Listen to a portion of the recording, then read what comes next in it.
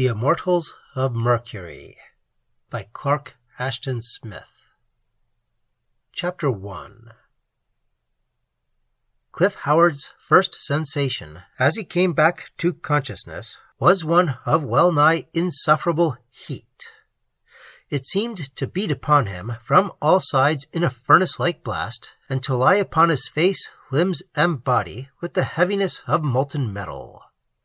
Then, before he had opened his eyes, he became aware of the furious light that smote upon his lids, turning them to a flame-red curtain. His eyeballs ached with the muffled radiation. Every nerve of his being cringed from the pouring sea of incandescence, and there was a dull throbbing in his scalp which might have been either headache induced by the heat or the pain of a somewhat recent blow. He recalled very dimly that there had been an expedition somewhere in which he had taken part, but his efforts to remember the details were momentarily distracted by new and inexplicable sensations. He felt now that he was moving swiftly, borne on something that pitched and bounded against a high wind that seared his face like the breath of hell. He opened his eyes and was almost blinded when he found himself staring at a whitish heaven where blown columns of steam went by like spectral genii. Just below the rim of his vision there was something vast and incandescent, toward which instinctively he feared to turn. Suddenly he knew what it was, and began to realize his situation. Memory came to him in a tumbling torrent of images, and with it a growing wonder and alarm. He recalled the ramble he had taken, alone, amid the weird and scrubby jungles of the twilight zone of Mercury. That narrow belt, warm and vaporous, lying beneath the broiling deserts on which an enormous sun glares perpetually, and the heaped and mountainous glaciers of the planet's nightward side. He had not gone far from the rocket ship, a mile at most, toward the sulphurous, fuming afterglow of the sun, now wholly hidden by the planet's libration. Johnson, the head of that first scientific expedition to Mercury, had warned him against these solitary excursions, but Howard, a professional botanist, had been eager to hasten his investigations of the unknown world in which they had now sojourned for a week of terrestrial time. Contrary to expectation, they had found a low, thin, breathable atmosphere fed by the melting of ice in the variable twilight belt. An air that was drawn continually in high winds toward the sun, and the wearing of special equipment was unnecessary. Howard had not anticipated any danger, for the shy, animal-like natives had shown no hostility and had fled from the Earthmen whenever approached. The other life forms, as far as had been determined, were of low, insensitive types, often semi-vegetative, and easily avoided when poisonous or carnivorous. Even the huge, ugly, salamander-like reptiles, who seemed to roam at will from the twilight zone to the scalding deserts beneath an eternal day, were seemingly quite inoffensive.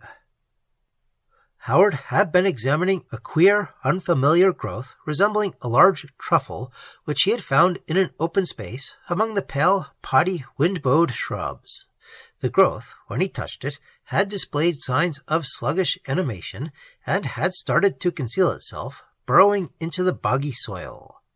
He was prodding the thing with the sponge-like branch of a dead shrub, and was wondering how to classify it, when, looking up, he had found himself surrounded by the Mercurian savages. They had stolen upon him noiselessly from the semi-fungoid thickets, but he was not alarmed at first, thinking merely that they had begun to overcome their shyness and show their barbaric curiosity.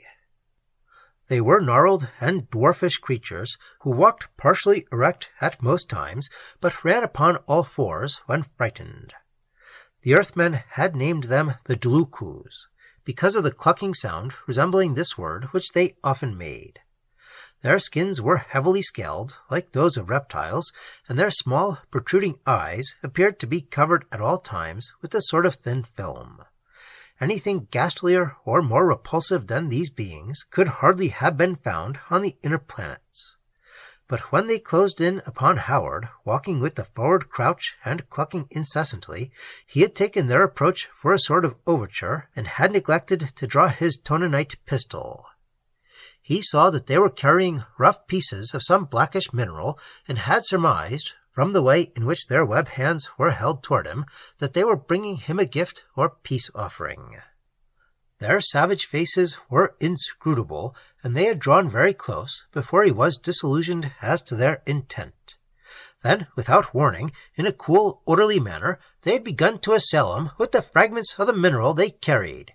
He had fought them, but his resistance had been cut short by a violent blow from behind, which had sent him reeling into oblivion.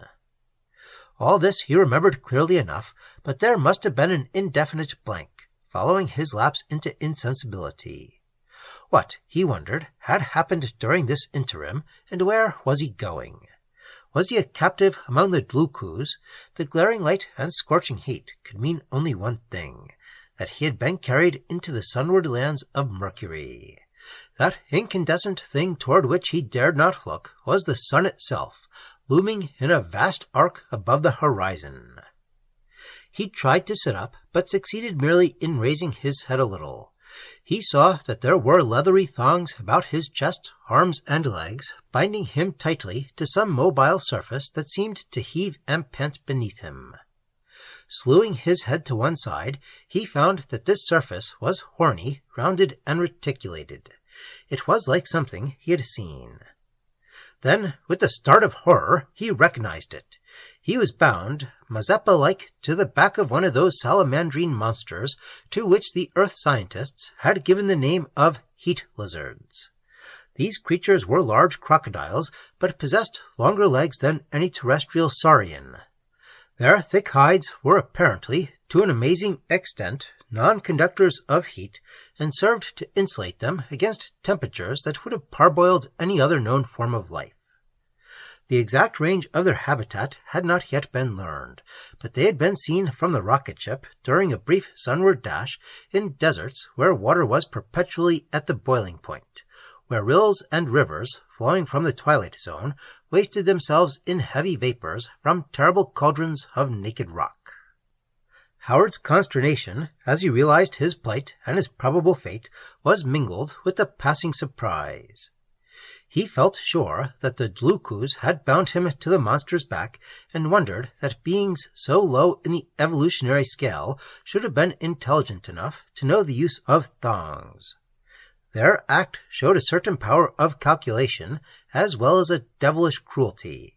It was obvious that they had abandoned him deliberately to an awful doom. However, he had little time for reflection. The heat lizard, with an indescribable darting and running motion, went swiftly onward into the dreadful hell of writhing steam and heated rock. The great ball of intolerable whiteness seemed to rise higher momently, and to pour its beams upon Howard like the flood of an opened furnace. The horny mail of the monster was like a hot gridiron beneath him, scorching through his clothes, and his wrists and neck and ankles were seared by the tough leather cords as he struggled madly and uselessly against them. Turning his head from side to side, he saw dimly the horned rocks that leaned toward him from curtains of hellish mist. His head swam deliriously, and the very blood appeared to simmer in his veins. He lapsed at intervals into deadly faintness.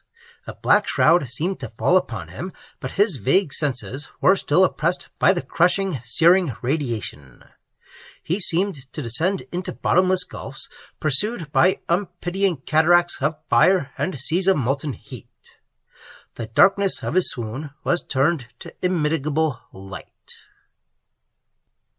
At times, Howard came back to full consciousness, and was forced to grit his teeth to avoid screaming with agony. His eyelids seemed to scorch his eyes as he blinked in the blinding refraction, and he saw his surroundings in broken glimpses through turning wheels of fire and blots of torrid color, like scenes from a mad kaleidoscope.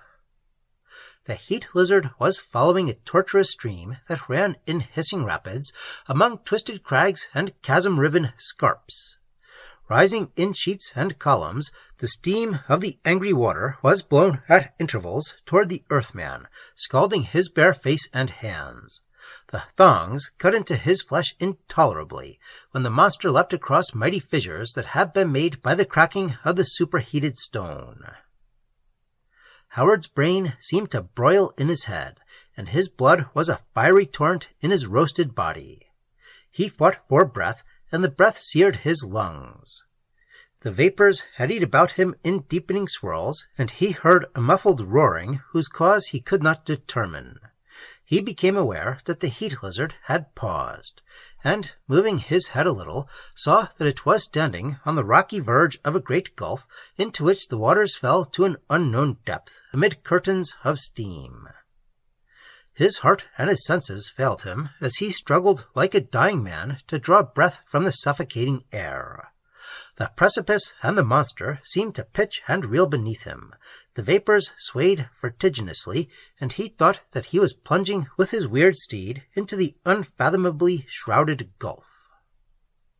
Then, from the burning mist, the hooded forms of white and shining devils appeared to rise up and seize him, as if to receive him into their unknown hell.